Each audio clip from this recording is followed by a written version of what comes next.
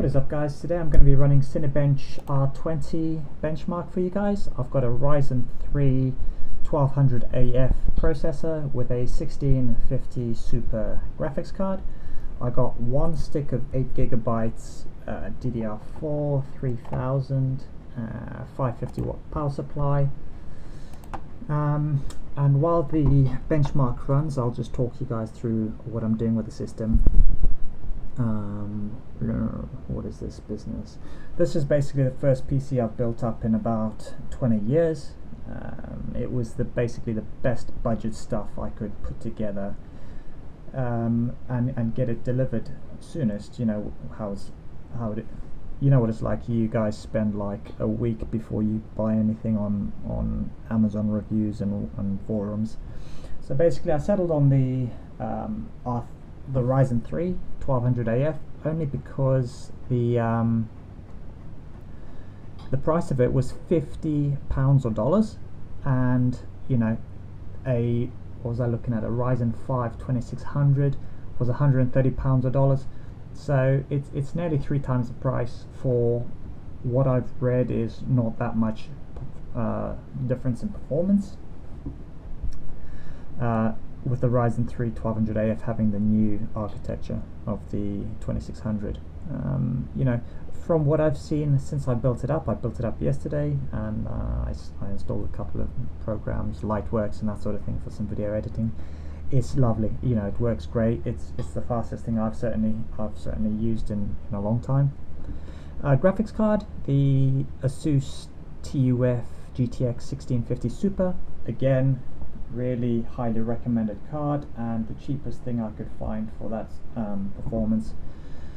4GB of VRAM, and it cost £145 or dollars, so that was very decent, I thought. You know, I was in the market for like something like a 1050 or a 580 maybe. But this was just so cheap, next day delivery, and you know, the cost of postage sometimes sways the choice in buying parts. You know, the 8GB of Corsair Vengeance LPX 3000. I did that because this is a super budget build. I can obviously spend more money in the future, but right now I don't want to outlay too much money straight away. So I just went straight with one stick of 8GB, got that installed, and it's running great. So next time I can just get another stick, £30 or dollars, and you know, I've got 16GB of RAM. It's on the XMP profile, so it's running super fast. Hard drive is a Kingston A2000 NVMe M.2 drive. That's got a read-write speed of 2000 megabits.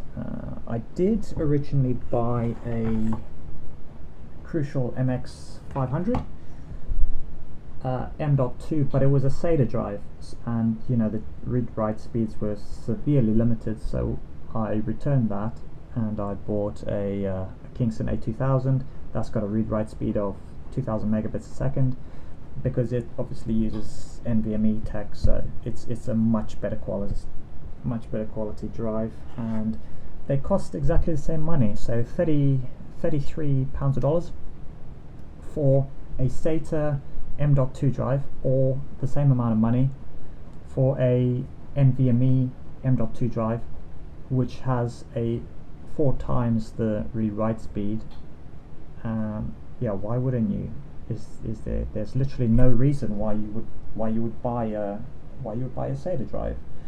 It's got the same form factor where you put it on the M.2 slot on the motherboard.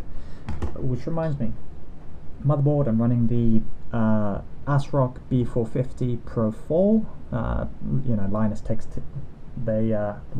Tip guys, they use this board for basically everything they do on their budget builds.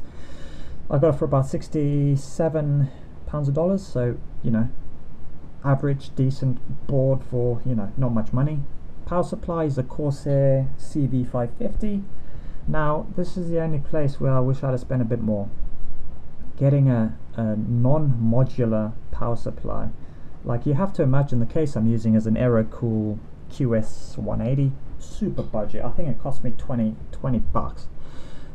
Brand new from Amazon, so it's absolutely terrifying when you open it. The build quality is shocking, but it, you know, it holds all my components in nice, and it looks decent. It's got a couple of USB 3 slots on the front, and you know, it's very quiet, and I just like a sleeper build. It's a micro ATX case, but the power supply, the problem is you've got all these SATA cables hanging out the side of it. I think you could hook up 9 drives to this power supply, and I don't need it because I'm running an M.2 hard drive. My motherboard's got 2 M.2 drives, which is what that is the only thing I'm going to utilize on this motherboard for storage.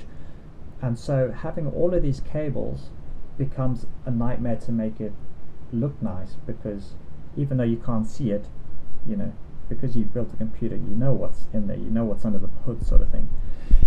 So that was a bit tricky, but other than that, you know, I'd spend a bit more money. Apparently I have a score. Sorry about that, I was rambling on. So I have a CPU score of 972, which is, can we do anything else? No, 972 is apparently it.